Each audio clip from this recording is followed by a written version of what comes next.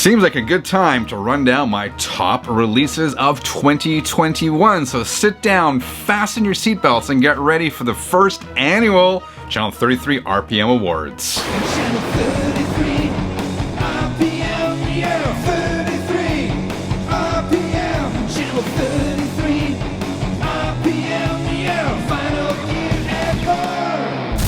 Hi, my name is Frank. Welcome back to Channel 33 RPM, your channel for vinyl gear and more. So I'm kind of half kidding when I call this the Channel 33 RPM Awards, but what the heck, instead of doing the usual top 10 albums of the year, I am going to pick my favorite albums from a wide range of genres. I'm also going to do the Viewer Choice Awards because I've been running some polls on the community tab of the Channel 33 RPM page on YouTube. So let's get at it. First category, Rock Album of the Year.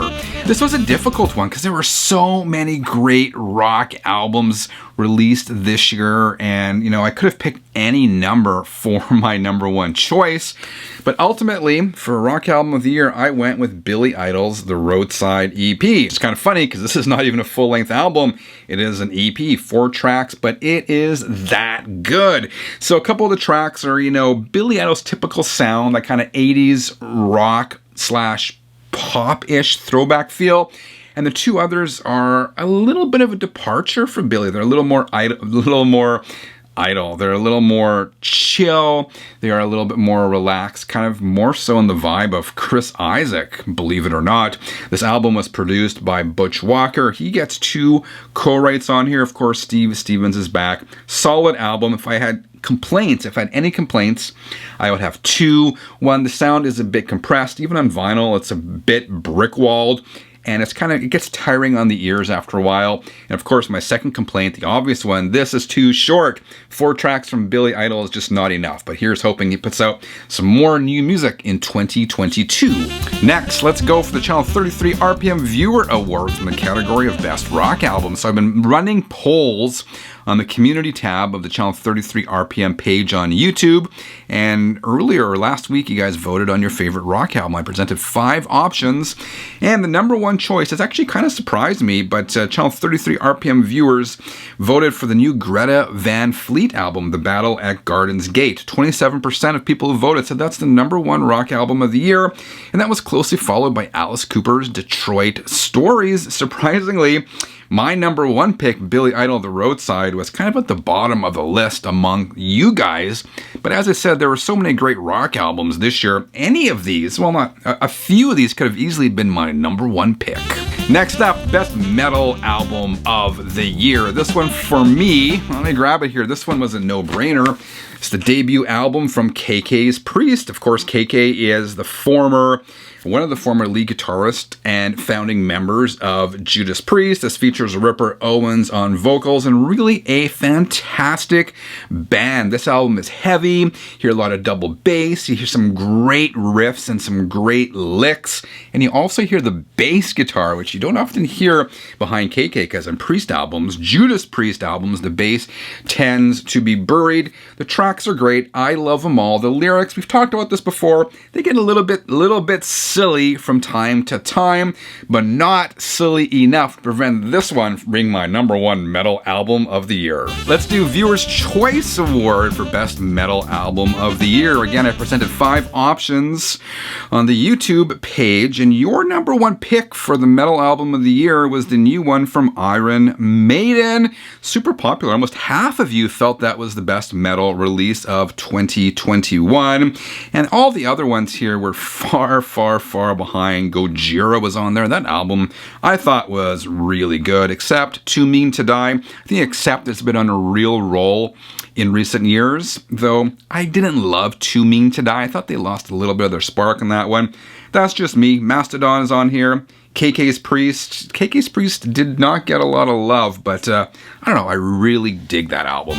Favorite soul blues album of the year. I really wasn't sure how to categorize this one, but I absolutely love this album. This is Sharecropper's Son from Robert Finley. And I've talked about him, but if you're not familiar with Robert Finley, he is 67 years old. He is legally blind, and he just has such a fantastic voice. He's from Louisiana. He was discovered in 2015 while busking in Arkansas. And this guy really, really has it going on. I said it's a mixture of soul. There's some blues on there. There's some funk on there. But bottom line, this is an exceptional record. Next up, favorite indie rock album of the year. And this was another really hard one because we are living in many respects in the golden age of independent rock music. There's so much great stuff out there. So as I said, I had a real hard time narrowing this down to one album, so I didn't. I got a tie.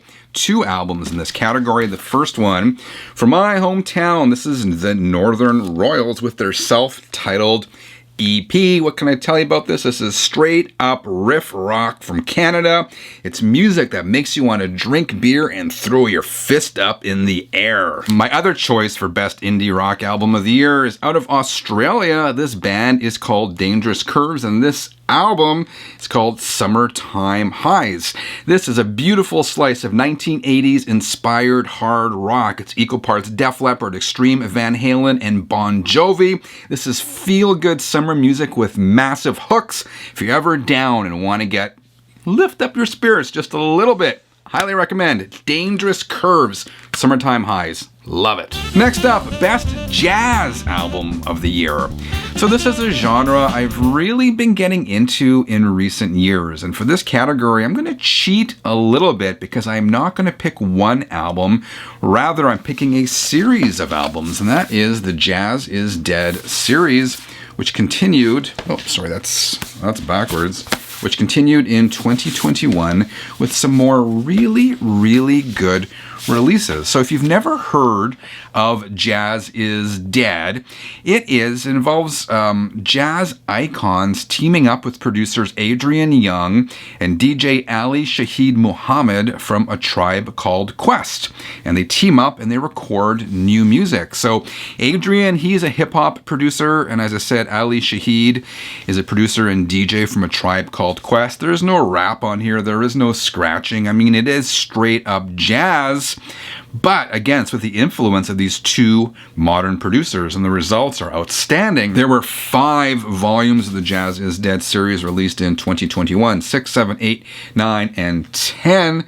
All of them worth checking out. Next up, best alternative album of the year. This is a category I'm really excited about, and I think this band fits in this category because there's certainly no easy category for this band to fit in. The band is called the Courettes. I believe that's how you pronounce it. And this is their 2021 release, Back in Mono. So if you're not familiar with this band, you really do have to check them out. It is doo-wop meets punk rock. It's the Ronettes meets the Ramones. Just a really unique blend of music. And as the name of this album suggests, it is all presented to you in mono. This band is a Danish and Brazilian 2-piece, and they were recently signed to the UK label Damaged Goods.